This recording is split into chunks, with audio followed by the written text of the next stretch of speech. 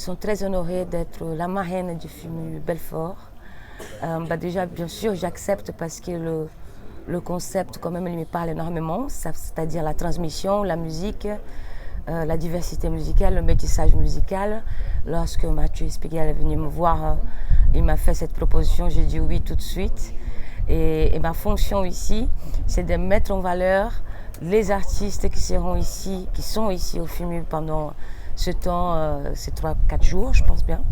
Et surtout faire une création avec eux. Ce soir, le dimanche 12 septembre, donc ce soir, vous présenter une création qui a été faite ces 3 derniers jours ici, dans la salle de la Pépinière à Belfort, avec notamment des artistes qui ont déjà joué au FIMU, qui vont jouer cet après-midi. Des artistes du Brésil, du Belfort, du Burkina Faso, des Américains, voilà, c'est des gens du monde entier qui sont sur la scène du FIMU. Et donc ce soir, on sera là pour la création. Et en étant marraine, il faut que je donne de la force à tous ces artistes-là et que je les fasse les rencontrer les uns les autres, voilà. Faire jouer les connaissances, les rencontres, c'est ça mon rôle. Moi, je suis engagée un petit peu comme tout le monde est engagé dans le sens où qui n'est pas contre le racisme, qui n'est pas contre l'homophobie, qui n'est pas contre les inégalités. Donc je pense que ça fait normal dans ce monde de fou où on vit aujourd'hui d'être un minimum engagé dans des causes qui sont importantes. Après, moi, effectivement, ça prend un peu plus de l'ampleur parce que je suis dans les médias, etc. Et que j'ai plus d'audience. Mais c'est important que tout le monde s'engage, peu importe le drapeau que vous voulez défendre, à partir du moment que c'est pour aider l'autre, pour avoir un peu plus d'empathie dans ce monde, c'est important.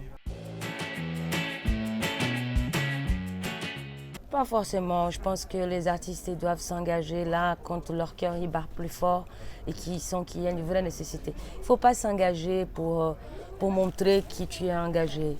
Les choses, il faut qu'elle parte du cœur pour que le discours, il va bien avec la position. Vous savez, il ne faut pas faire semblant. Il faut toujours s'engager dans des choses qu'on croit et faire quelque chose pour que ça avance. Chacun a son parcours. Moi, personnellement, j'ai eu mon parcours, c'était l'école de la vie que j'appelle. J'ai appris la musique grâce aux rencontres diverses et variées que j'ai fait au long de ma carrière. J'ai commencé à chanter à l'âge de 14 ans, j'ai 41 ans aujourd'hui. Mais je n'ai bien sûr des regrets du fait de ne pas avoir pu fréquenter un conservatoire, de ne pas avoir pu avoir la chance d'avoir des professeurs, etc. Parce qu'effectivement, c'est un parcours qui est un peu plus compliqué parfois, mais qui est tellement nécessaire et que ça aide plus tard lorsqu'on a envie d'avoir vraiment ce métier. Je vois bien sûr les failles que j'ai eues au moment de construire. Je suis aussi en éternelle construction aussi, ça ne s'arrête jamais, la musique surtout. Je pense que c'est important. Mais à nouveau, la musique, il n'y a pas d'obligation. À partir du moment où il y a une obligation, ça devient un peu plus compliqué. Donc, je conseille toujours pour ceux qui sont en train de commencer, essayez d'aller dans les deux parcours. Voilà. Et c'est important d'aller au conservatoire, etc. pour ceux qui peuvent le faire. Moi, au Brésil, il n'y en avait pas, sinon je serais allée ici.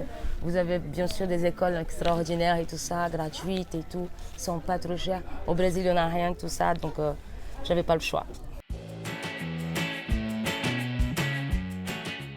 Est-ce que vous voulez vraiment faire ça? C'est la vraie question que se pose.